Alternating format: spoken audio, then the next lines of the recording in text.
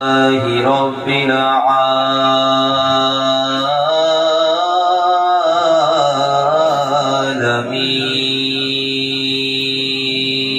العالمين والصلاة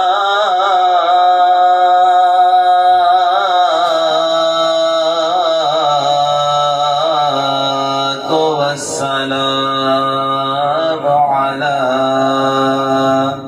سيد الأنبياء والمرسلين.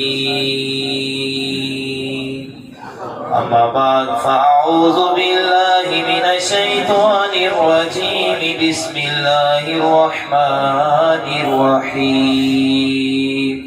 قال الله تبارك وتعالى في كلامه المجيد: قل جاء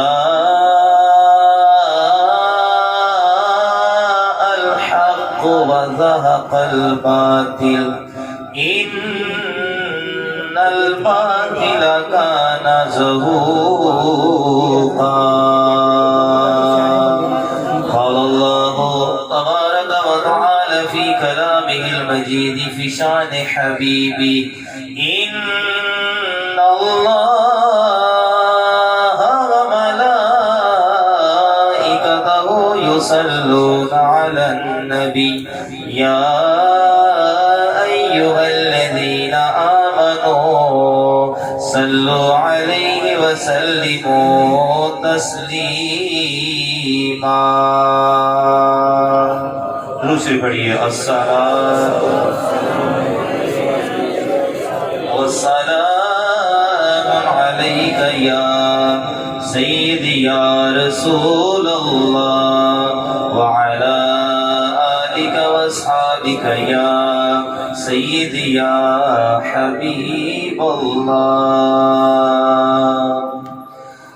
بعد حمد و صلوات، معزز و محترم و محتشم سامعین و حاضرین، اور نہایت ہی کرم فرما پیر سید اشتیاق احمد شاہ صاحب، اللہ تعالیٰ ان کا سایہ ہمارے سروں پر سلامت رکھے. ربیع النور کا مہینہ شروع ہو چکا ہے، اپنی رعنائیاں اپنی رونقیں لے کر آ رہا ہے. مالک کریم ہمیں ادب و احترام سے منانے کی توفیق عطا فرمائے. میرے ذمہ جو موضوع لگا ہے وہ ہے قطب دورہ، غوث زمان، محبوب سبحان، امام ربانی، مجدد الفیضانی، شیخ احمد سرہندی فاروقی قدس سرہ العزیز.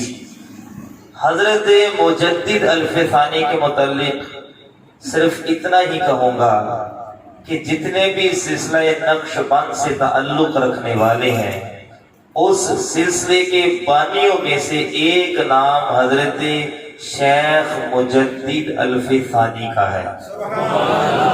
سبحان اللہ کہیے ذرا.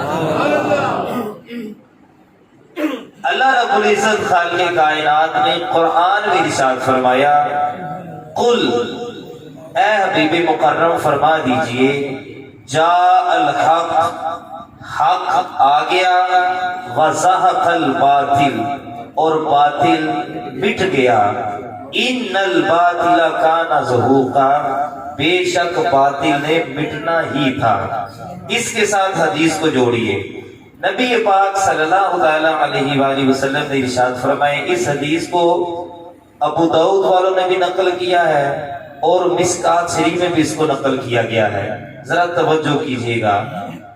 رسول اللہ صلی اللہ علیہ وآلہ وسلم نے ارشاد فرمایا: ان اللہ، بے شک اللہ، یبعثو، بھیجے گا، بے شک اللہ بھیجے گا، لہذہ الامتی، اس امت کے لیے، علی راسی، اس کے سرے پر، کل مئۃ سنۃ، ایک صدی کے سرے پر، من یجدد لہا دینہا، ایک مجدد کو بھیجے گا جو دین کو تازہ کر دے گا. ذرا اس کو ذرا غور کیجئے گا. دین کو تازہ کر دے گا، نیا دین لے کر نہیں آئے گا۔ دین وہی ہوگا، شریعت وہی ہوگی، احکامات وہی ہوں گے۔ جو دینی احکامات کے اوپر عمل کرنے والوں پر گرد و غبار پڑی ہوگی ان کو وہ صاف ستھرا فرما دے گا۔ مثال کے طور پر جب ہم صبح صبح جاتے ہیں سیر کرنے کے لیے، ہم پتوں کو دیکھتے ہیں تو ان کے اوپر گرد و غبار پڑی ہوتی ہے، اور اچانک اگر بارش آ جائے تو گرد و غبار چھٹ جاتی ہے، پتے صاف ہو جاتے ہیں، ان کی رعنائیاں نکلنا شروع ہو جاتی ہیں، اور پتہ چلتا ہے کہ اصل پھولوں کی خوبصورتی یہ ہے، وہ نہیں تھی جن کے اوپر گرد و غبار پڑ گئی تھی۔ اسی طرح جب ایسے حکمران آ جائیں، ایسے لوگ آ جائیں جو دین کے اوپر ڈاکہ ڈالنے کی کوشش کریں، تو اس دور کے اندر اللہ رب العزت مجدد کو مبعوث فرماتا ہے۔ پہلے مجدد کو سمجھیے گا، توجہ رکھنی ہے۔ مجدد وہ نہیں ہوتا جو قرآن کی تفسیر کرے، ورنہ ہر مفسر مجدد ہوتا۔ مجدد وہ نہیں ہوتا جو حدیث کو بیان کرے، ورنہ ہر محدث مجدد ہوتا۔ مجدد وہ نہیں ہوتا جو ہزار لاکھوں کے مجمع کے سامنے تقریر کرے، ورنہ ہر مقرر مجدد ہوتا۔ مجدد وہ نہیں ہوتا جو بہت بڑا شیخ القرآن، شیخ الحدیث ہو، نہ، مجدد وہ ہوتا ہے جو فتنہ کبریٰ کو ہاتھ ڈالے، اس دور کا جو سب سے بڑا فتنہ ہوتا ہے اس کو ہاتھ ڈالے اور اللہ تعالیٰ اس کو فتح عطا فرمائے۔ نعرہ تکبیر، نعرہ رسالت، نعرہ حیدری، نعرہ تحقیق، نعرہ غوثیہ، انصار کی آمد، انصار کی آمد، انصار کی آمد۔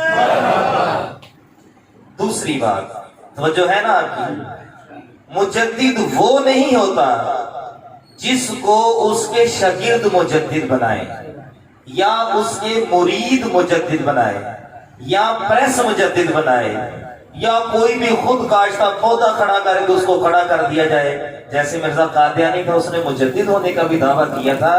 بلکہ مجدد وہ ہوتا ہے ان اللہ یبعث، وہ اللہ کی طرف سے مبعوث ہوتا ہے، اللہ اس کو بھیجتا ہے۔ تو مجدد الف ثانی شیخ سرہندی آپ 15ویں صدی کے مجدد ہیں۔ اور یاد رکھیے گا ایک بات، پہلے آپ کے جو ہے وہ گوش گزار کر دوں، کسی بھی شخصیت پر بولنا اتنا آسان نہیں ہوتا ہے، اس کے لیے بڑی محنت کرنی پڑتی ہے، طریق اوراق دیکھنے پڑتے ہیں، پھر جا کے پتہ چلتا ہے کہ اصل شخصیت کیا تھی۔ مجدد الف ثانی آپ کی ولادت 14 شوال 971 ہجری بمطابق 25 مئی 1564 عیسوی کو سرہند شریف میں ہوئی، اور آپ کا وصال 28 صفر کو، آج کیا ہے یکم ربیع الاول ہے، 28 صفر 1034 ہجری بمطابق 10 دسمبر 1624 عیسوی کو آپ کا جو ہے وہ وصال ہے، اور جمعے کو آپ کی پیدائش ہے، منگل کو آپ کا وصال ہے۔ 28 واسطوں سے آپ کا شجرہ نسب امیر المومنین غیظ المنافقین امام المجاہدین حضرت سرکار سیدنا فاروق اعظم کے ساتھ جا کے ملتا ہے، اس لیے آپ کو فاروقی کہا جاتا ہے۔ اب حضرت فاروق اعظم رضی اللہ تعالیٰ عنہ کی بے شمار شانیں ہیں، تو ان میں سے صرف ایک سن لیجئے، 2 دعائیں ہیں، ایک جگہ ہے، دعاؤں کا انداز ایک جیسا ہے، لیکن مانگنے والے 2 علیحدہ علیحدہ نبی ہیں۔ ایک ہے حضرت خلیل اللہ اور دوسرے ہیں حضرت حبیب اللہ۔ حضرت خلیل اللہ نے خانہ کعبہ کو تعمیر کر لیا اور تعمیر کرنے کے بعد اپنے گورے گورے ہاتھوں کو اٹھایا، رب کی بارگاہ میں دعا کی، یا باری تعالیٰ میں نے تیرے گھر کو تعمیر کر دیا ہے، اب کیا کرنا ہے؟ ربنا وابعث فیہم رسولا، جس کے لیے اس گھر کو تعمیر کیا گیا ہے اب اس کو بھیج دے۔ اب دیکھیے وہ تھے حضرت خلیل، جگہ کون سی تھی؟ خانہ کعبہ۔ اب یہاں پر ہے اللہ کے حبیب، جگہ کون سی ہے؟ خانہ کعبہ۔ گورے گورے ہاتھ اٹھتے ہیں، یا اللہ دو عمر ہے، اسلام کی سر بلندی کے لیے ایک کو دے دے۔ پتہ چلا 20,000 یا 20 لاکھ لوگ ہوں تو دین کی سر بلندی کے لیے ضروری نہیں ہے، بندہ ایک ہی کافی ہوئے پر ہوئے جڑا۔ حضور نے یہ نہیں دعا مانگی کہ کتنے آ جائیں، فرمائے ایک بھیج دے دین کی سر بلندی کے لیے۔ شیخ سرہندی فاروقی قدس سرہ العزیز، آپ کے والد گرامی کا نام تھا شیخ عبد الاحد۔ کیا نام تھا جی؟ شیخ عبد الاحد، احد کا بندہ۔ اور آپ کا سلسلہ تھا چشتی، آپ کے جو والد گرامی تھے۔ وہ فرماتے ہیں کہ میں نے ایک دن دیکھا کہ ہر طرف اندھیرا چھا گیا ہے، خونی بندر، سور اور ریچھ لوگوں کو ہلاک کر رہے ہیں۔ اسی دوران میرے سینے سے ایک نور نکلا اور اس میں ایک تخت ظاہر ہوا، اور اس تخت پر ایک شخص تکیہ لگائے ہوئے بیٹھا تھا، اور اس کے سامنے ظالموں اور بے دینوں کو بکریوں کی طرح ذبح کیا جا رہا تھا۔ فرماتے ہیں کہ ایک شخص بلند آواز سے قرآن کی تلاوت کر رہا تھا، وہ جو میں نے شروع میں کی ہے، قل جاء الحق وزهق الباطل ان الباطل كان زهوقا، حق آ گیا باطل مٹ گیا اور بے شک باطل کو مٹنا ہی تھا۔ سبحان اللہ کہیے ذرا۔ فرماتے ہیں کہ میں اسی پریشانی کے عالم میں اپنے پیر و مرشد کے پاس گیا، اور ان کا نام تھا شیخ کیتھری رحمت اللہ تعالی علیہ۔ فرماتے ہیں کہ میں جب ان کے پاس گیا، حضرت شاہ کمال کیتھری رحمت اللہ تعالی علیہ ان کو کہتے ہیں، کہتے کہ میں ان کے پاس گیا تو میں نے کہا کہ مجھے ایسا ایسا خواب آیا ہے۔ وہ کہنے لگے تمہارے ہاں ایک فرزند پیدا ہوگا جس کی برکت سے ظلمت، کفر اور بدعت دور ہوگی، اور یاد رکھیے گا اس کا نام احمد رکھنا، لقب اس کا بدر الدین ہوگا۔ بدر الدین کا معنی آتا ہے دین کا سورج، چاند۔ بدر کہتے ہیں چاند کو، دین کا چاند، اور ابو البرکات اس کی کنیت ہوگی۔ لہٰذا اللہ تعالیٰ نے جمعہ کی شب کو شیخ احمد فاروقی سرہندی کو آپ کے گھر میں پیدا فرمایا۔ ابتدائی تعلیم آپ نے اپنے والد گرامی سے حاصل کی، قرآن پاک کو حفظ کیا، درس نظامی کی تکمیل آپ نے مکمل کی۔ اس کے بعد آپ مولانا کمال اور مولانا یعقوب کشمیری رحمت اللہ تعالی علیہ کے پاس تشریف لائے۔ کہاں سے؟ وہاں سے چل کر، انڈیا سے چل کر سیالکوٹ کی سرزمین پر۔ یہ سیالکوٹ اس وقت علم اور عمل کا بہت بڑا سمندر تھا۔ یہاں پر یہ دو بزرگ کار فرما تھے۔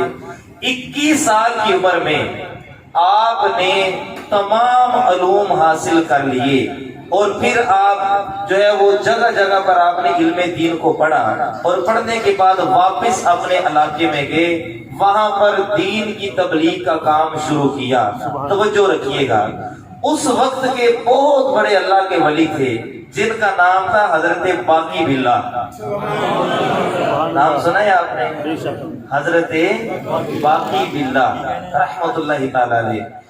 انہوں نے ایک دن خواب میں دیکھا کہ ایک طوطی ان کے ہاتھ پر آ بیٹھی ہے اور آپ اس کو شکر کھلا رہے ہیں۔ انہوں نے خواب دیکھا، اور یہ جو خواب ہوتے ہیں یہ نبوت کا 40واں حصہ ہوتے ہیں، یہ یاد رکھیے گا۔ یہ خواب سچے بھی ہوتے ہیں اور خواب سچے نہیں بھی ہوتے ہیں۔ برا خواب آئے تو اس کے لیے حضور علیہ السلام نے ارشاد فرمایا ہے کہ اپنی دائیں طرف 3 مرتبہ جو ہے وہ اعوذ باللہ پڑھنے کے بعد آپ نے تھوک دینا ہے، چونکہ برا خواب جو ہوتا ہے وہ شیطان کی طرف سے ہوتا ہے، اچھا خواب رحمان کی طرف سے ہوتا ہے۔ حضرت باقی باللہ رحمت اللہ تعالیٰ نے اپنے پیر و مرشد حضرت خواجہ ام کنگی رحمت اللہ تعالیٰ کے پاس گئے، ان سے جا کر عرض کی کہ میں نے ایسے ایسے خواب دیکھا ہے، تو اس کا کیا معنی ہے؟ انہوں نے کہا کہ ان قریب اللہ تعالیٰ، توجہ کیجئے گا یہاں پر، ان قریب اللہ تعالیٰ آپ کو ایک مرید عطا فرمائے گا۔ سبحان اللہ، پیر تے لبن سارے جاندے ہیں، واہ واہ واہ واہ، پیر تے لبن ہے سارے جاندے، فرمایا ان قریب اللہ تعالیٰ آپ کو ایک مرید کامل عطا فرمائے گا جو دین کو سر بلندی عطا فرمائے گا اور تیری عزت میں اضافہ فرمائے گا۔ یہاں سے پتہ چلا مرید کامل ہو تو وہی پیر کی نشانی ہوتا ہے۔ سبحان اللہ، حضرت مارارا شریف کے جو بہت بڑے گدنشین آل حضرت زین البرکت جن کے مرید ہیں، تو ان سے پوچھا گیا آپ کی زندگی کی کیا کارنامے ہیں؟ کہ ہاں کل قیامت والے دن جب رب نے پوچھا کہ کیا لائے ہو شاہ آل رسول، تو کہہ دوں گا امام احمد رضا لے کے آیا ہوں۔ حضرت مرید بھی ایسے ہوتے ہیں۔ حضرت باقی باللہ رحمت اللہ تعالیٰ نے آپ نے کابل سے پشاور، پشاور سے لاہور اور پھر لاہور سے دلی کا سفر کیا اور سرہند شریف میں تشریف لے کر آئے، تو آپ کو پتا چلا کہ آپ کا جو مرید ہے، جس کو آپ نے مرید ابھی بنانا ہے، شیخ احمد سرہندی رحمت اللہ تعالیٰ علیہ، وہ حج کے لیے گئے ہوئے ہیں۔ تو پیر نے کیا کیا؟ فوراً حج کے لیے روانہ ہو گیا۔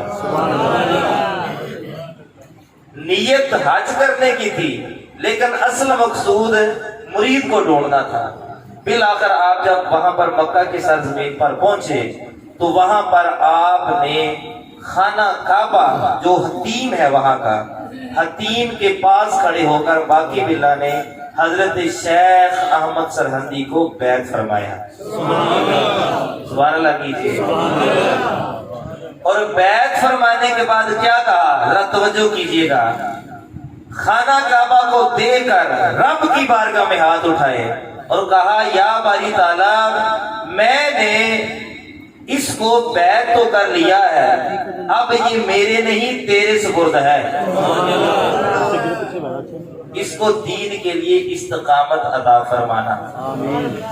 وقت چلتا گیا، نہایت مختصر لمحات کے لیے میں آپ کو ایک سکیچ دینا چاہتا ہوں۔ وقت گزرتا گیا گزرتا گیا گزرتا گیا، آپ کی عمر مبارک ہوگی 40 برس، 21 سال سے لے کر 40 سال تک، درمیان میں کتنے سال بنتے ہیں؟ 19 سال۔ 19 سال آپ نے لوگوں کو دین پڑھایا۔ سبحان اللہ کہیے ذرا۔ 19 سال آپ نے لوگوں کو دین پڑھایا۔ یہاں سے پتا چلا کہ دین پڑھنے اور پڑھانے والے ہی اللہ کے ولی ہوتے ہیں۔ جو دین پڑھائے اور دین پڑھے وہی اللہ کے کیا ہوتے ہیں؟ ولی ہوتے ہیں۔ 40 سال کی عمر میں، تو جو آپ نے کرنی ہے، 40 سال کی عمر میں وہاں پر ہند کی سرزمین میں ایک فتنہ برپا ہوا، اور میں نے کیا تعریف کی تھی پہلے مجدد کی، کہ جو فتنہ کبرا کو ہاتھ ڈالے اور اللہ تعالیٰ اس کو فتح عطا فرمائے۔ نعرہ تکبیر، نعرہ رسالت، نعرہ حیدری، سیدی مرشدی، سیدی مرشدی، سیدی مرشدی۔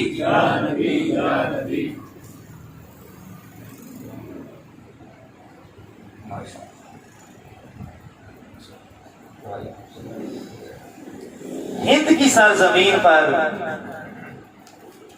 ایک بادشاہ گزرا تھا، تو وہ مسلمان، نام تھا اس کا جلال الدین اکبر۔ اس نے ایک ہندو عورت جودہ سے شادی کی اور پنجابی میں کہہ رہے کہ زنانی دے پیچھے لگ گیا، اور اس نے دین اسلام کے اندر بگاڑ ڈالنا شروع کر دیا۔ ذرا توجہ کیجیے گا، شیخ مجدد الف ثانی کوئی عام ہستی تو نہیں ہے، فتنہ کبرا کو ہاتھ ڈالنا ہے، اور پھر وہاں پر اللہ تعالیٰ نے آپ کو فتح بھی عطا فرمانی ہے۔ سبحان اللہ۔ اب اس کے کارنامے کیا تھے؟ توجہ کیجیے گا۔ نمبر 1، بادشاہ شکل و صورت میں مسلمان نظر آتا تھا، لیکن وہ ریشم کا لباس پہنتا تھا، جو کہ دین میں منع نہیں، حرام ہے۔ کیا ہے؟ حرام ہے۔ ریشم کا لباس پہنتا، زیورات پہنتا، حج کے لیے جانا اس نے غیر قانونی قرار دے دیا، عربی زبان سیکھنے پر اس نے پابندی لگوا دی، اسلامی مذہبی رسومات پر اس نے پابندی لگا دی، جس کا کوئی اسلامی نام ہوتا اس کو وہ تبدیل کر دیتا، مساجد کو استبل میں تبدیل کر دیتا۔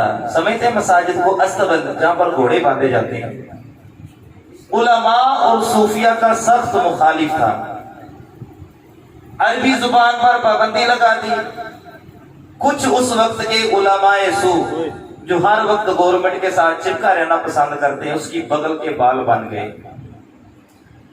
اور یہاں تک نوبت آ پہنچی رومائن، گیتا، مہابھارت جو کافروں کی کتابیں ہیں ان کو اور قرآن کو ایک ڈولی میں رکھا گیا۔ علماء جو تھے انہوں نے اپنے ماتھوں پر کشکے لگانے شروع کر دیے۔ کشکے سمجھتے ہیں؟ وہ جو تلک ہوتا ہے، اور یہ جو تلک لگانا یہ کفر ہے، کیونکہ کفر کو پروموٹ کرنا ہے۔ اتنی بے دینی پھیل گئی، بالآخر میدان میں آنے والی شخصیت کوئی اور نہیں تھی، حضرت باقی باللہ نے اپنے مرید خاص سے کہا اب وقت آ گیا ہے، آپ میدان میں نکلیں۔ یہاں سے پتہ چلا پیر وہ نہیں ہوتا جو حجرے میں بیٹھ جائے، پیر وہ ہوتا ہے جو میدان میں نکلتا ہے۔ آپ باہر نکلے، آپ نے سب سے پہلے اکبر بادشاہ سے کہا، فتنے تو بہت زیادہ تھے، آپ نے اکبر بادشاہ سے کہا، آپ نے کہا آپ نے کیا کیا پابندیاں لگائی ہیں، گائے کو ذبح نہیں کیا جائے گا، نماز روزے پر آپ نے پابندی لگا دی ہے، مسجد کے اندر بھی ہندو آ کر اپنی عبادت کر سکتے ہیں، گھنٹیاں بجا سکتے ہیں، اور تو نے عربی زبان کے اوپر پابندی لگا دی، اسلامی نام تو نہیں رکھنے دیتا ہے، قرآن پاک کی تلاوت تو نہیں کرنے دیتا ہے، اور یہ جو تیرے پاس ہے، یہ جو قاضی ہیں اور ابو الفضل ہیں، یہ تجھے سمجھانے والے کوئی نہیں ہے۔ تو بادشاہ اکبر نے کہا، اس نے کہا کہ جاؤ جا کر اپنا کام کرو، میں وقت کا بادشاہ ہوں، میرے پاس طاقت ہے، تم کیا کر لو گے؟ آپ نے کہا میں کرنے والا کچھ نہیں ہوں، کرنے والی ذات اللہ کی ہے۔ یہ چلتا رہا معاملہ، اکبر بادشاہ مر گیا، جہنم واصل ہوا، اور ایسی حالت میں مرا کہ اس نے توبہ بھی نہیں کی تھی۔ اس کا بیٹا جہانگیر تخت نشین ہوا، جہانگیر کے سامنے بھی وہی سارا کچھ تھا، باپ کا دیا ہوا تھا، اس نے بھی جو ہے وہ اس کو پروموٹ کرنا شروع کر دیا۔ اب یہاں پر توجہ کیجئے گا، توجہ خاص۔ جس وقت اکبر بادشاہ تھا اس وقت مسلمانوں پر کن کو مسلط کیا گیا؟ ہندوؤں کو۔ توجہ کر رہی ہیں آپ؟ کن کو مسلط کیا گیا؟ ہندوؤں کو۔ جب جہانگیر بادشاہ بنا اس نے شادی کی نور جہاں سے، ملکہ نور جہاں سے، اور مسلمانوں کے اوپر کن کو لا کر بٹھا دیا گیا؟ رافضیوں کو۔ کن کو لا کر لایا گیا؟ جو رافضی کون ہوتا ہے؟ رافضی وہ ہوتا ہے جو صحابہ کا گستاخ ہو۔ یہ ایک سیدھی سی ڈیفینیشن ہے، جو صحابہ کا گستاخ ہو وہ کیا ہوتا ہے؟ رافضی ہوتا ہے، اور جو اہل بیت اطہار سے محبت کرنے والا ہو وہی تو سنی ہوتا ہے۔ اہل بیت سے محبت یہ رافضیت کی نشانی نہیں ہے، یہ ذہن میں رکھیے گا۔ یہ مجدد الفسانی نے اپنے مکتوبات میں یہ بات لکھی ہے، میں اپنی طرف سے نہیں کہہ رہا ہوں۔ آپ نے پہلے ہندو سامراج کا مقابلہ کیا، اس کے بعد رافضیت پھیل گئی، صحابہ کرام پر تبرہ ہونا شروع ہو گیا، اور یہاں پر دونوں کی وجہ کیا تھی؟ عورتیں تھیں۔ ملکہ نور جہاں نے آپ کے اوپر الزام لگایا، اس نے کہا کہ یہ جو ہے نا شیخ احمد، یہ پتہ کیا کہتا ہے؟ یہ کہتا ہے کہ میں ابو بکر صدیق ہوں، معاذ اللہ۔ آپ نے اپنے مکتوبہ شریف میں لکھا تو آپ نے کہا معاذ اللہ ثم معاذ اللہ، فرماتے ہیں میں کیسے ہو سکتا ہوں، میں تو ان کے پاؤں کی خاک جیسا بھی نہیں ہوں۔ اور آپ نے کہا جانتے ہیں ابو بکر صدیق کون ہے؟ کہا کون ہے؟ کہا یہ وہی ہیں جن کے بارے میں داتا صاحب نے کہا ہے شیخ الاسلام۔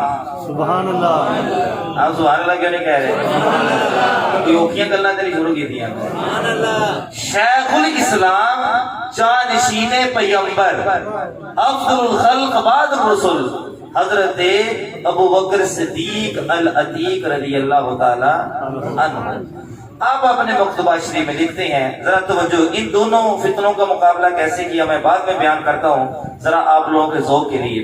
آپ فرماتے ہیں ام المومنین محبوبہ رب العالمین سیدتنا عائشہ صدیقہ بنت صدیق اکبر سلام اللہ علیہا، چونکہ یہ جو رافضی ہیں یہ آپ کی شان میں بھی معاذ اللہ تبرہ کرتے تھے، تو آپ نے جب ان کی شان بیان کی اپنے مکتوبہ شریف میں تو آپ فرماتے ہیں کہ عالیہ، ولیہ، پارسا، مومنہ، ان کے القابات بیان کرنے کے بعد کہتے ہیں فقیر کا یہ معمول ہوتا تھا کہ جب بھی ختم پاک دلاتا، یہاں سے پتا چلا ختم پاک دلانا صرف بریلویوں نے شروع نہیں کیا، مجدد الف ثانی بھی دلوایا کرتے تھے۔ سبحان اللہ۔ فرماتے ہیں جب میں ختم پاک دلواتا تو اس وقت میں تمام کی بارگاہ میں پیش کرتا حضور کی آل کے بارے میں، حضور کے اصحاب کے بارے میں، اس امت کے ولیوں کے بارے میں، جیسے ہم بزرگوں کا طریقہ ہم تک چلا آ رہا ہے۔ فرماتے ہیں ایک دن حضور علیہ الصلوۃ والسلام میرے خواب میں تشریف لائے، توجہ کرنی ہے۔ فرماتے ہیں کہ حضور علیہ الصلوۃ والسلام نے اپنا چہرہ میری طرف سے پھیر لیا اور میں نے ہاتھ جوڑ کر عرض کی یا رسول اللہ کیا وجہ ہے کہ آپ میری طرف نظر کیوں نہیں کر رہے ہیں؟ تو فرماتے ہیں حضور نے ارشاد فرمایا وہ جس کھانے پر تو ہمیں فاتحہ دلوا کے ہمیں تحفہ بھیجتا ہے نا، وہ کھانا ہم عائشہ کے گھر سے کھاتے ہیں۔ پتہ نہیں گل سمجھی ہوگی نہیں، فیس بک کا قصہ نہیں ہے، یہ فیصل آباد کی ڈیلی رپورٹ نہیں ہے، مجدد الف ثانی مکتوبات شریف میں لکھ رہے ہیں۔ فرماتے ہیں وہ کھانا ہم عائشہ کے گھر سے کھاتے ہیں، تو ہماری عائشہ کا نام کیوں نہیں لیتا؟ فرماتے ہیں تب سے فقیر کا یہ معمول بن گیا کہ میں جب بھی فاتحہ دلواتا ہوں تو حضرت اماں عائشہ کا نام ضرور لیتا ہوں۔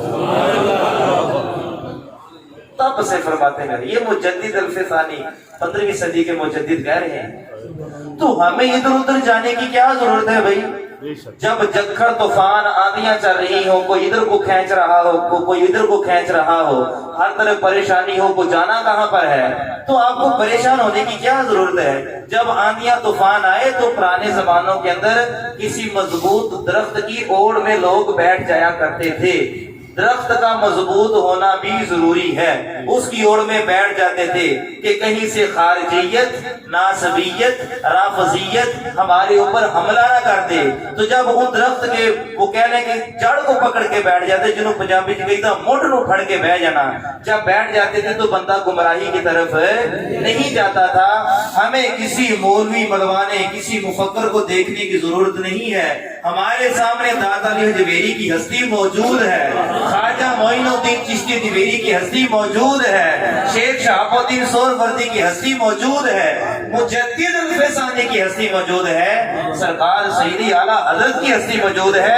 ہم ادھر ادھر دیکھنے کی کیا ضرورت ہے؟ پھر کیا ہوگا؟ جو تیرے در سے یار پھرتے ہیں، در بدر یوں ہی خار پھرتے ہیں، پھر ہونا کیا چاہیے؟ آج لے ان کی پناہ، آج مدد مانگ ان سے، پھر نہ مانیں گے قیامت میں اگر مان گیا، انہیں جانا انہیں مانا، نہ رکھا غیر سے کام، للہ الحمد میں دنیا سے مسلمان ہوں۔ ادھر ادھر دیکھنے کی کیا ضرورت ہے؟ آج لوگوں نے تقسیم شروع کر دی۔ مجدد پاک نے جتنا عقیدے کے اوپر زور دیا ہے اتنا کسی اور بات پر زور نہیں دیا، یہ یاد رکھیے۔ اللہ کرے کہ آپ کو اللہ تعالیٰ مکتوبات پڑھنے کی توفیق عطا فرمائے۔ پڑھیے ذرا، آج لوگوں نے تقسیم شروع کر دی، ابو بکر صدیق پہلے خلیفہ ہے یا حضرت علی پہلے خلیفہ ہے؟ کچھ لوگوں کو علمی غبار چڑھا، انہوں نے کیا کرنا شروع کر دیا، انہوں نے کہا جی سیاسی اعتبار سے ابو بکر صدیق پہلے خلیفہ ہے، روحانی اعتبار سے حضرت علی پہلے خلیفہ ہے۔ تجھے کس نے کہا کہ تو سیاسی اور روحانی کی تقسیم کر؟ مجدد پاک سے پوچھتے ہیں کہ پہلے خلیفہ روحانی اور سیاسی کون ہے؟ مجدد پاک فرماتے ہیں وہ بغیر کسی تردد کے ابو بکر صدیق ہے۔ سبحان اللہ، سبحان اللہ کہیے ذرا۔ سبحان اللہ۔ اور پھر آپ نے اپنے مکتوبات میں کیا کہا یہ میں نہیں کہہ رہا، یہ مت سمجھیے گا کہ میں کہہ رہا ہوں، فرمایا یہ مولا علی کائنات خود فرما رہے ہیں سبحان اللہ، کہ ابو بکر صدیق مجھ سے افضل ہے۔ کیا بات۔ آج لوگوں نے تقسیم شروع کر دی، امت کو بگاڑنا شروع کر دیا۔ آپ نے عقیدے کے اوپر زور دیا۔ کس کے اوپر زور دیا؟ اکبر بادشاہ مر گیا، بات کو سمیٹتے ہیں۔ جہانگیر تخت نشین ہوا، آپ کے ساتھ اس کا مقابلہ ہوا۔ جہانگیر نے کیا کیا؟ 2 دربار لگائے۔ ایک دربار کا نام اس نے جہانگیری رکھا ہوا تھا اور دوسرے کا نام اس نے محمدی دربار رکھا ہوا تھا۔ اور محمدی دربار کے اندر وہی پرانی چٹائیاں، مٹی کے برتن اور دالیں اور اس طرح کا کھانا، اور جو اس کا اپنا دربار تھا جہانگیر، اس میں طرح طرح کے شاہانہ کھانے، طرح طرح کی اعلیٰ بلڈنگ۔ اور یہ جو اکبر بادشاہ تھا، اس کے جو پاس پاس رہنے والے مولوی تھے، انہوں نے اس کو برباد کیا تو کہنے لگے 1400 سال دین پرانا ہو گیا ہے، اب نیا دین آئے، اس کا نام دین اکبری رکھو۔ جی دین الہی اور دین اکبری اس کو کہا جاتا ہے، یہ دین الہی رکھو، یہ تو پرانا ہو گیا ہے معاذ اللہ۔ قرآن قریب تھا، اگر وہ مرتا نہ تو نبوت کا دعویٰ کر دیتا، اپنے آپ کو اس نے سجدہ کروانا شروع کر دیا۔ حضرت مجدد الفسانی آپ تشریف لائے جہانگیر کے دربار میں، اور آ کر اس کو کہا کہ تو نے 2 دربار بنائے ہیں؟ انہوں نے کہا جی۔ اس نے کہا کون سے؟ کہا ایک دربار محمدی ہے اور ایک دربار جہانگیری ہے۔ تو آپ نے جب ایسے نظر اٹھا کے دیکھا، وہ کیمیائی نظر ہے، اتقوا فراست المؤمنین، مومن کی نظر سے ڈرو، وہ اللہ کے نور سے دیکھتا ہے۔ آپ نے جب ایسے نظر دوڑائی تو اس کا جو دربار تھا وہ تہس نہس ہو گیا، سبحان اللہ، دربار محمدی بچ گیا۔ عقل اس کو پھر بھی نہ آئی۔ اب اس کے دربار میں ایک بات ہوا کرتی تھی کہ جو بھی اس دربار میں داخل ہوتا ہے وہ پہلے سجدہ کرتا ہے، اور اس کو کہا جاتا ہے سجدہ تعظیمی۔ ہماری شریعت محمدی کے اندر سجدہ حرام ہے۔ کیا ہے؟ تعظیمی سجدہ حرام ہے، اگر عبادت سمجھ کر کیا تو کفر ہے۔ یہ مسئلہ ذہن میں رکھیے گا، تعظیمی سجدہ حرام ہے اور عبادت سمجھ کر کیا تو کفر ہے۔ ہمارے دین میں اس کی اجازت نہیں۔ اگر کوئی درباروں کے اوپر، مزارات کے اوپر جاتا ہے، کوئی پیر کرواتا ہے تو اس کی جہالت ہے، اس کا اہل سنت سے یا مسلمانوں سے کسی قسم کا کوئی تعلق نہیں ہے۔ اب اس نے کیا کیا؟ لوگوں اس کے وزیروں میں جنہوں نے کہا، اس نے کہا اگر اس کو جھکا لے نا، یہ جو شیخ احمد سرندی ہے، تو سارے لوگ اس کے قبضے میں، اس کو اگر تو جھکا لے تو تجھے مان جائے۔ اس نے کیا کیا؟ اس نے دروازہ ایسا رکھا، توجہ کرنی ہے، دروازہ ایسا رکھا کہ دروازہ تھا چھوٹا، تو جس وقت اس میں داخل ہوتے تھے تو پہلے سر ڈال دیتے تو بندہ خود بخود جھک جاتا تھا، زبردستی تو وہ جھکا نہیں سکا۔ اس نے کہا میں ایسے کر کے جھکاؤں، لیکن مجدد پاک فاروق اعظم کا خون، جلالی طبیعت، عالی با عمل، حضرت باقی باللہ کی نگاہ کرم اور حضور علیہ السلام سے فیض یافتہ، آپ جب داخل ہوئے تو آپ نے پہلے سر نہیں ڈالا بلکہ آپ نے پہلے پاؤں ڈالے، ایسے آپ پوری ٹور سے وہ پریشان ہو گیا۔ اس نے آپ کو قید کر دیا قلعہ گوالیار میں، یہ جو باغیوں کے لیے قلعہ ہوا تھا اس میں آپ کو قید کر دیا۔ مجدد پاک فرماتے ہیں، توجہ کرنی ہے، مجدد پاک فرماتے ہیں کہ میرے کچھ سپارے کچے رہ گئے تھے دین کی تبلیغ کے لیے، میرے کچھ سپارے کچے رہ گئے تھے دین کی تبلیغ کے لیے، وہ میں نے جیل میں یاد کیے. سبحان اللہ کی ان اللہ مع الصابرین، بے شک اللہ تعالیٰ صبر کرنے والوں کے ساتھ. فرمایا وہ جو میرے رہ گئے تھے وہ میں نے جیل میں یاد کیے، اور پھر جب میں جیل سے باہر نکلا تو میں پکا حافظ قرآن بن چکا تھا. کیا بات. وہ ہے مجدد الفسان. آخری لمحات ہے، ذرا توجہ کیجیے گا، 5 منٹ کے اندر اپنی گفتگو کو سمیٹتا ہوں. جہانگیر بادشاہ نے جب قید کر دیا آپ کو، تو آپ کا ایک مرید خاص تھا جس کا نام تھا محبت خان. وہ لشکر لے کر آ گیا. لشکر لے کر جب آیا اس نے کہا جہانگیر ہم تیرے ساتھ جنگ کرنا چاہتے، تیری ضرورت کیسے ہوئی؟ تو کیونکہ تو ہمارے استاد کو تو نے قید کر لیا ہے. بالآخر آپ نے جنگ کو رکوا دیا. آپ جب باہر تشریف لانے لگے نا جیل سے، تو آپ نے کہا میں تب تک باہر نہیں آؤں گا جب تک میری ان شرطوں کو پورا نہیں کیا جائے گا. اب وہ شرائطیں کیا تھی وہ ذرا شرائطیں سنیے گا. انشاءاللہ بڑی قوی امید ہے کہ اللہ تعالیٰ جو ہے وہ آپ کو جو ہے وہ ایک روحانیت عطا فرمائے گا. آپ نے کچھ شرطیں رکھی. آپ نے فرمایا میری پہلی شرط یہ ہے، بادشاہ کو سجدہ کرنا باطل قرار دیا جائے. سبحان اللہ کہ میں نے پہلے مجدد کی تعریف کی ہے. کیا ہے مجدد کی تعریف؟ جو فتنہ ہے کبرا کو ہار ڈالے اس کو کیا کہتے ہیں؟ مجدد. پہلی شرط آپ نے کہا کہ سارے ملک میں مسلمانوں کو گائے ذبح کرنے کی اجازت دی جائے. اور پھر یہاں تک بات ختم نہیں ہوئی. آخر فاروقی خون تھا نا، کہا سب سے پہلے جہانگیر تو اپنے ہاتھوں سے گائے ذبح کر. جہاں جہاں مساجد شہید کی گئی ہیں ان کو دوبارہ تعمیر کیا جائے. ایک جامع مسجد دربار عام کے مقابلہ میں بنائی جائے. فرمایا اب فیصلے جو نا دربار میں نہیں ہونے، اب فیصلے مسجد میں ہوا کریں. پھر آپ نے کہا مفتی، قاضی اور محتسب وغیرہ احکام شریعت کے پابند ہوں گے. تمام غیر شرعی رسومات کو منسوخ کیا جائے گا. تمام رسومیں بدعت بند کر دی جائیں گی. ہفتہ بھر میں تمام قیدی رہا کر دیے جائیں گے، جتنے بھی قیدی ہیں. انہوں نے کہا یہ کوئی چوری والا کوئی ڈکیٹی والا ہے. اس نے کہا وہ پہلے تھے اب یہ میرے ساتھ رہے ہیں، باہر نکال یہ توبہ کر کے باہر آئیں گے. تمام قیدیوں کو رہا کروا دیا. دین اسلام نافذ ہو گیا. فتنہ کبریٰ کو گرا دیا. اور پھر یہی جہانگیر تھا جو پھر مجدد الف ثانی آپ کے پیچھے پیچھے تائب ہو گیا، توبہ کر لی، اور اس نے پھر دین کا بیڑا اٹھانے کا کام کیا. لیکن ایسا کچھ نہ ہو سکا. چلیے پھر آپ کو میں بتاتا ہوں. مجدد الف ثانی کا وصال ہو گیا. جہانگیر کے اولاد نہیں تھی. جہانگیر کے اولاد نہیں تھی. وارث کون بنے گا؟ پریشانی ہو گئی. پھر کیا ہوا؟ پھر دلی اور آگرہ سے سفر کیا اجمیر شریف کا. سارے علاج کروا لیے، سارا کچھ کروا لیا، اولاد نہیں ہے.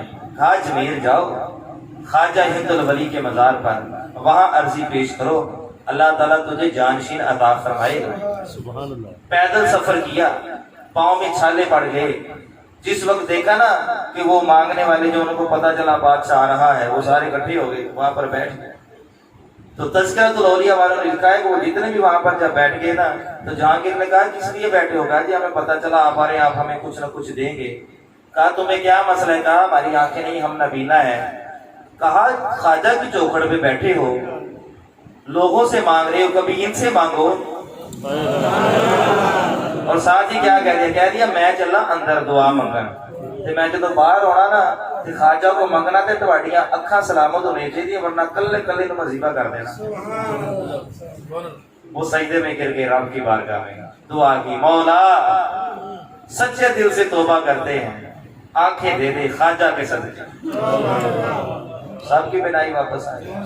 اللہ تعالیٰ نے پتر دیا، نام اس کا سلیم رکھا، لیکن دنیا اس کو اورنگزیب عالمگیر کے نام سے جانتی. سبحان اللہ کہیے ذرا۔ اور جانتے ہیں اورنگزیب عالمگیر نے پھر کیا کیا؟ اورنگزیب عالمگیر نے 500 علماء کو تیار کیا اور ایک فتاویٰ لکھا، اور اس فتاویٰ کا نام رکھا فتاویٰ عالمگیری۔ فقہ حنفی پر بر صغیر پاک و ہند میں سب سے پہلے لکھا جانے والا فتاویٰ عالمگیری ہے۔ ایک طرف 500 علماء، اب میں بتانے لگا ہوں مجدد کا کام کیا ہوتا ہے۔ ایک طرف 500 علماء نے فتاویٰ لکھا، اور پھر چلتے چلتے 14ویں صدی کے اندر، 15ویں صدی میں مجدد الفسانی، 14ویں صدی میں پھر مجدد آیا، نام اس کا ہے امام احمد رضا۔ انہوں نے فتاویٰ رضویہ لکھا 30 جلدوں میں۔ فتاویٰ عالمگیری 500 علماء نے لکھا ہے، لیکن فتاویٰ رضوی اکیلا امام احمد رضا نے لکھا ہے۔ علماء فرماتے حرمین طیبین والے فتاویٰ رضویہ فتاویٰ عالمگیری پر آج بھی باری ہے۔ سبحان اللہ، آج بھی باری ہے۔ تو یہ تھے ہمارے مجدد۔ کیا تھے جی ہمارے؟ فی زمانہ ابھی کوئی مجدد نہیں آئے۔ ویسے کوئی مرید اپنے پیر کو بنا لے، کوئی استاد اپنے شاگرد کو بنا لے، کوئی کارکن اپنے قائد کو بنا لے تو ٹھیک ہے، ورنہ مجدد کون ہوتا ہے؟ جو فتنہ کبریٰ کو ہار ڈالے، تقریریں کرنا، درس دینا، جماعت بنانا، الیکشن لڑنا، فلاں، یہ مجدد نہیں ہوتا ہے۔ جس نے فتنہ کبریٰ کو گرانا ہے وہ مجدد ہوگا، اور بڑی امید ہے کہ اللہ تعالیٰ مجدد بھیجے گا۔ کیوں بھیجے گا؟ چونکہ حدیث شریف میں ہے کہ ہر صدی کے سرے پر ایک مجدد ہوتا ہے۔ اب آئیے لاہور قلندری کی طرف، آخری بات، ڈاکٹر علامہ اقبال رحمۃ اللہ تعالی علیہ۔ سبحان اللہ، آپ اپنے آپ کو کہتے ہیں کہ میرے روحانی پیشوا تو مولانا روم ہے، لیکن حقیقت میں نے فیض مجدد الف ثانی سے لیا ہے۔ سبحان اللہ۔ جب آپ ہوئے نا حاضر مجدد پاک کی قبر پر، تو آپ نے فی البدی یہ شعر کہا، آپ نے کہا حاضر ہوا میں شیخ مجدد کی لحد پر، وہ خاک کے ہے زیر زمین مطلع انوار۔ سبحان اللہ، فرماتے جب میں مجدد پاک کی قبر پر حاضر ہوا نا، وہ ہے تو خاک، وہ ہے تو خاک، لیکن ایسے ہے جیسے وہاں سے نور کی شعائیں نکلتی ہیں، مطلع میں نے نکلا، انوار، نور کی شعائیں نکلتی ہیں۔ اس خاک کے ذروں سے ہیں شرمندہ ستارے، اس خاک کے جو ذرے ہیں نا ان سے ستارے شرمندہ ہیں، اس خاک میں پوشیدہ ہے وہ صاحب اسرار۔ سبحان اللہ، وہ جو چھپی ہوئی چیزوں کو کھولنے والا ہے وہ اس خاک میں چھپا ہوا موجود ہے۔ وہ کون ہے جی؟ مجدد الف ثانی۔ پھر آگے کہتے ہیں اور ان کی شان کیا ہے؟ کہتے شان ان کی گئی ہے گردن نہ جھکی جس کی جہانگیر کے آگے، سبحان اللہ، جس کے نفس کرم سے ہے گرمی احرار۔ فرماتے ہیں آج بھی کوئی ان کی قبر پر حاضر ہو تو آج بھی اس کو ایمان کی گرمی ملتی ہے، آج بھی ان کو ایمان کی حرارت ملتی ہے۔ وہ ہند میں سرمایہ ملت کا نگہبان، سبحان اللہ، اللہ نے بر وقت کیا جس کو خبردار۔ سبحان اللہ۔ اگر آپ آج کے دور میں مجدد الف ثانی کی جھلک دیکھنا چاہتے ہیں، توجہ ہے نا آپ سبحان کی، اللہ، دیکھنا چاہتے ہیں تو کرما والا شریف دیکھ لیجیے، سبحان اللہ، سبحان اللہ کہتے جائیں، شرک پور شریف دیکھ لیں، سبحان اللہ، کوٹلہ شریف دیکھ لیں، سبحان اللہ، چورا شریف دیکھ لیں، سبحان اللہ، عیدگاہ شریف والے دیکھ لیں، سبحان اللہ، کمگول شریف والے دیکھ لیں، سبحان اللہ، یہ کو رہ گیا تھے معذرت۔ اور چورا شریف سبحان اللہ، کہ فیض یافتہ آفتاب شریعت، آفتاب شرعیت یوسف المشائخ ہائے ہائے ہائے، پیر سید کبیر علی شاہ صاحب رحمۃ اللہ تعالی علیہ، ان کے گلشن کو دیکھ لیجئے اور ان کی نگاہ کرم سے درود محل کو دیکھ لیجئے، یہ فیض ہے تو مجدد الف ثانی کا۔ سبحان اللہ، بے شک بے شک، جتنے بھی سلسلہ نقش بند کے لوگ ہیں، اگر ان کو فیض ملتا ہے تو سرحد کی سرزمین سے ملتا ہے۔ سبحان اللہ، مال کے کریم ہمیں ان کے دامن سے وابستہ رہنے کی توفیق عطا فرمائے، ان کو فیض و برکات سے ہمیں مالا مال فرمائے۔ وما علیہ الا البلاغ۔